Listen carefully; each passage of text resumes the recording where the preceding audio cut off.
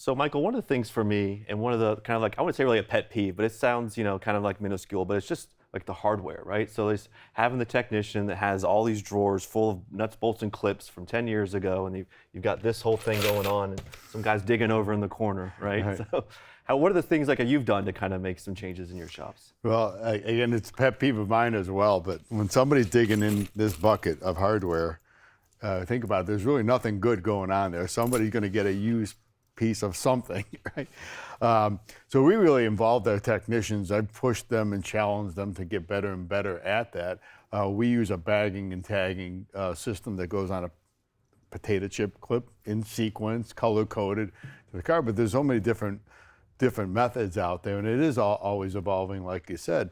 So it's really, I think, just getting your people involved so they can be part of that solution. Yeah, I mean, and something else. I mean, we use a tackle box for us, right? So we've kind of gone through the whole, Mike Anderson disassembly, specialization kind of classes. There's so many different ways to do it, right? So you kind of just figure out what's best for you and your team.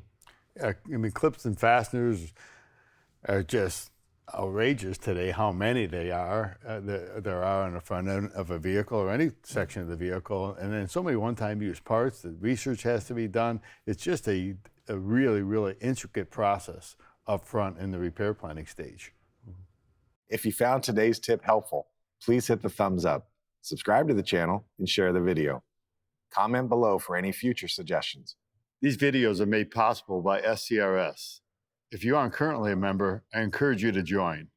Visit scrs.com or use the link in the description below.